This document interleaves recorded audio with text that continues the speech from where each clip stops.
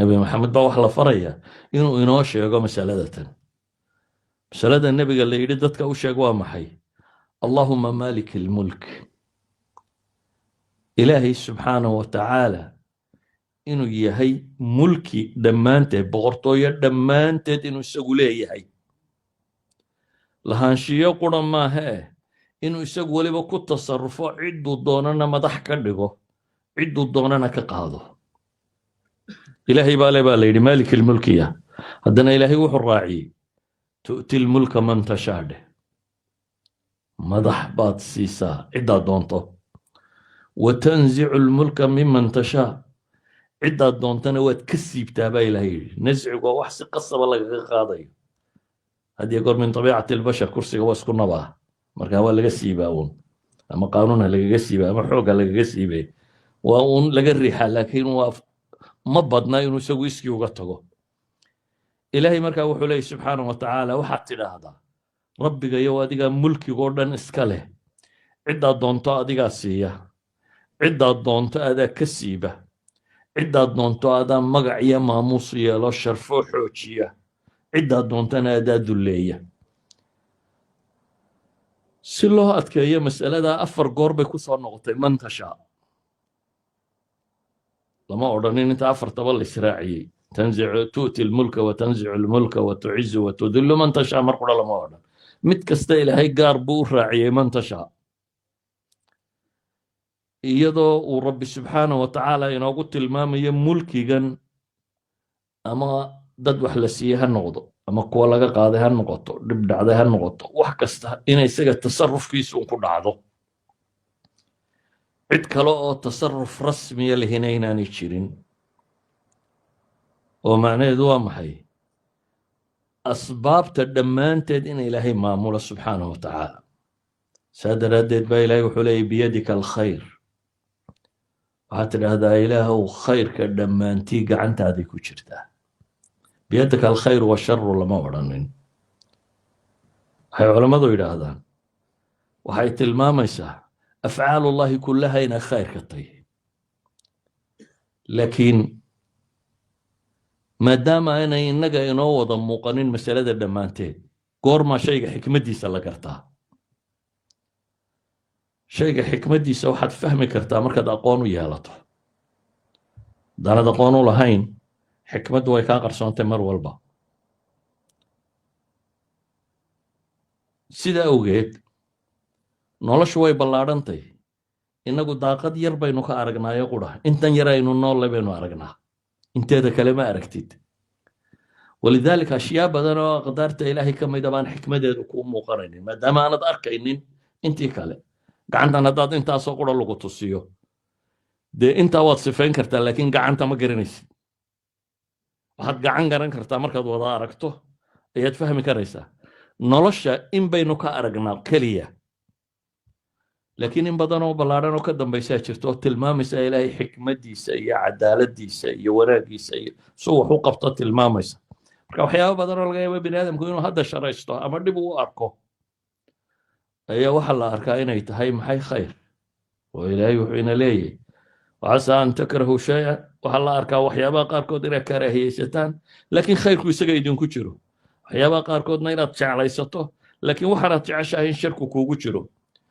markii ilaahay inoo sheegay adduunka iyo maamulkiisa iyo cizadiisa iyo duleyntiisa iyo arsaaqdiisa baynu isagu gacanta ku hayo aayadda labaad waxa la raaciyay markaa kownkana sidaas lag inuu maamulo oo maxaa la isku xidhayaa basharka maamulkiisii iyo kownka maamulkiisii baa laba aayadood oo qura ilaahay isku dhajiyo isku tilmaamay aayadda hore markii la tilmaamay bini aadamkiisa ilaahay noloshiisa oo dhan u maamulo ayuu wuxuu ku xigsiiyey tuuliju leyla في النهار وتولج النهار في الليل وتخرج الحي من الميت وتخرج الميت من الحي وترزق من تشاء بغير حساب إلى ودا هبينك دحق لي مالنتنا دحق لي هبينك إنه ديرادو أما مالنتو ديراتو إلى ودا معمولة وحنول واحد انتي ذاك صوصار أما واحد انتي وحنول ذاك صوصار waxaa ilaahay inoo tilmaamaya subxaana wa tacaala isagu inuu yahay ka arsaaqdana qaybiya بغير حساب عدو دونه حساب لي كو أرزاقه معناه دوا محي معناه دوا حويان سيدان هبينك يا مال انت وما با إلهي لي waxa nool iyo waxa dhimanaya anigu aan u maamulo ayaan arsaaqdiinana u maamulaa mulkigiina u maamulaa cizigiina u maamulaa sharaftidiina u maamulaa waxoo dhan inay calaa minwaalin waaxid yahay ayaa ilaahay subxaana wa tacaala aayadka inoogu tilmaamaya aayaad kale oo aayaadkan ku macno dhadhow ina rabbakum allahu aladii khalaqa asamaawaati waalarda fi 6 أيام ثم استوى على العرش يغشي الليل النهار يطلبه حثيثا والشمس والقمر والنجوم مسخرات بأمره ألا له الخلق والأمر تبارك الله رب العالمين هذا كان إلهي وحشي يقيا عدة أبور كالي هدين إمام الكرن لاذي عدة وحن أبورتي يساقو السميي إنو يهي محي كمام الكرن له مامل كاسي هالنقضة مامل كقدرية يعني قوانينta nolosha ku socoto ama binaadam ha noqoto ama dayax ha noqdo ama dhul ha noqdo ama cir ha noqdo iyo maamulka sharciga baynu isugu yeeshaaba ilaahay tilmaamaya alaa lahu alkhalqu walamr abuurkana isagaa leh markii xagga hore lagu soo tilmaamay isagaa abuuray cirka iyo dhulka iyo waxan oo dhan isagaa habeenkii iyo maalinta isi dhex geliya isagaa cadceedda iyo dayaxa iyo nujuumta iyo waxaan oo dhan taskhiiriyey ayaa waxaa la yidhi wamaca dalik abuurkoo qura maahee alaa lahu alkhalqu walamr abuuriddana isagaa leh ilaahay subxaana wa tacaala maamulkana isagaa leh insaanku markuu nicmaysan yahay xasuustiisu ma badna miyuu inagu jiraa qof subaxii markuu toosa yidhaahda alxamdulilah saaka waan caafimaad qabaa jaanis kale ilaahay siiyey qof yidhaahda hadduu inagu jirana waa very rare ويرتي لكن ساكا حتى توستادي وحنوصنيا وحال الله با إلهي يودا إنت كل بدنس إذا قفك بني آدم كهي مركو النعمة هي إنت بدن حسوستكم بدنا ولذلك با إلهي وحين حسوسي وما بكم من نعمة فمن الله با إلهي والروي وحا النعمة هيستطان أردن إلهي بكيم سبحانه وتعالى ثم إذا مسكم الضر فإليه تجارون با إلهي مركا رفتو إذا هلاشنا حق الرب وعررتا أيها الأحبة نصوصنا وحي نوت المامي مركز تأيني نحصصنا أن الرب جن سبحانه وتعالى مركز طبع إني ندرنا وحنا إنه هيسرنا إني لهي لي إني ندرنا إني نكوهوس جرنه ما ملك إلهي سيدا وقيد النبي وحليه من رضي بالله ربا رواية إمام مسلم أبو داود رواية دي سنة من قال رضيت بالله ربا ننك هذا إلهي بان رب النمر اللي وقاهي إلهي بان حكم كيس هوس شوقاوية إلهي بان مامل كيس أقبلي وبالإسلام دينا إسلام نمن الدين لغرق من اللي وقاهي نبي محمد عليه الصلاة والسلام رسول من نبي نمن اللي وقاهي كي أقبل قضية دسبة إلهي لي وجبت له الجنة ونبوة المامية كجنة واجبتي رضاق ماها مركبة علماء إلى هذا كلمة تنطق ماها قرى وأفكو قرى لغا إلى هذا هو عقيدة قلبي قدكته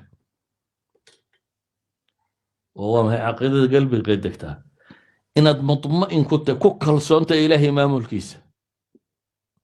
أما كيس الشرعي هذا وكوسو دشيء أبا كيسة كوني جاية وحكولا كل ما يها هذا إن قلب السنتي وكنية سنتهي إلهي سبحانه وتعالى ما ملكيسة وأطرميسته هداد وحويده إن إلهي كوي تحامي هاي داريكو وجرته هداد كرو كوي لو كحوشيو إن دانيكو وجرته إلهي سبحانه وتعالى مر بيننا نكو ظلمين nicmadiisa inay tahay waxaad daaqaysaa habeen iyo maalinba waxa aad doonaysaa hadduu habsaamo inaanay ahayn in ciqaab iyo balaaya kugu dhacday haddii lagu soo dedejiyana inaanay maxabo gaara tilmaamaynin adduunka waxa yaalla ilaahay qur-aanka in badan buu inoogu tilmaamaya cidduu doonu ka siiya laakiin waa lilibtilaa walimtixaanu waa ilaahay xukunkiisa ma ogashay unbaa lagugu eegayay وهداي حق النعمة أو بدنت هينا إلهي حكم كيسا ما أقش وما هاد نقيسة هداي حق النفط أو بدنت هينا إلهي حكم كيسا ما أقش وما صبريسة مسيب مرنا واد كبريسة مرنا واد قوسانيسة إنسان هو إما إنه شاكر نقضه ينو متكبر نقضه ولا ما دامد markuu nimcada iyo caafimaadka iyo xoogga iyo xoolaha helo markay dhibtu heleeshana ima inuu qanuut noqdo qof quusta oo ilaahay wax ka sheega hadduu doonaba dadka barsiday kala gaarto oo u arka in isaga balaayo dhib ku soo hoyatay ama inuu sabro oo garto in ilaahay imtixaamayo bal la eegayo iimaankiisu intuu leegayo iyo cibaadadiisu siday tahay ayuha alxiba in qadiyadaasi qalbigeena ku degta daraaddeed baa waxaa laynooga dhigay adkaarta xataa aynu ku wardinayna inay ahaato oo axaadiista nebiga calayhi salaatu wasalaam waxaa ka mid ah qofka subaxii markuu waa bariisto yidhaahda raditu billahi rabba wabilislaami diina wabimuxammadin nabiya faana azaciimu laaakhidana biyadihi xataa udkhiluhu ljanna buu nebigu yidhi calayhi salaatu wasalaam ninka markuu waagu u bariyo erayadaa ku dhawaaqee ah ilaahay baan rabbinimo u aqiray nebi maxamed baan nebinimo u qiray islaamnimaan diin ahaan u qiray ku dhawaaqa isagoo ay dhab ka tahay de nebigu wuxuu leeyahay anaa zaciima anaa kafaalo qaaday inaan gacanta qabto ilaa aan jannada ka geliya buu nebigu tilmaamaya calayhi salaatu wasalaam waxaa laga yaabaa inta badan aakhirada markaynu doonayno inaynu idhahnaa salaad baynu tukanaynaa oo ilaahay baynu baryaynaa oo aakhirada laakiin adduunka inaynu rumaysannahay xooggeenna inuu ku xidhan yahay iyo farsamadeenna iyo digdigteenna laakiin waxaa nusuustu inoo tilmaamaysaa adduunyadana ilaahay isagaa lahoo maamula aakhirana isagaa lahoo maamula qadiyadaas sababta waan ka haradli doonaa si awgeed baa ilaahay qur-aanka wuxuu ku leeyahy waman yattaqi illaaha yajcal lahu makhraja wayarzuqhu min xaysu laa yaxtasib ilaahay wuxuu leeyahy subxaana wa tacaala ciddii alla ka dhowrsata ilaahay wuxuu u yeelaa makhraj makhrajku waa maxay waa meel laga baxo meel laga baxo qofka bini aadamka ahi khaniimo inuu helo iyo mashkiladdu inay ka faydanto mashkiladdu inay ka faydantaaba uga horeysa waayo nicmada kale waxba kuma tarto haddaad in crisis haddaad ku jirto haddaad dhib kale ku haysato matalan haddii caafimaad darra ku haysato waxaad xoolo leedoo dhan waxba ku tari maayaan macno badan kuu samayn mayso xooluhu waxay dhadhan leeyihiin oo lagu raaxaystaa marka aad maxay u caafimaad qabto walidaalika ilaahay wuxuu soo horreysiiyey war ilaahay haddaad ka dhowrsataan mashaakil kasta wadduu idin furaya waman yattaqi illaha yajcal lahu makhrajan wayarzuqhu min xaysu laa yaxtasib waxaa kaloo ilaahay tilmaamay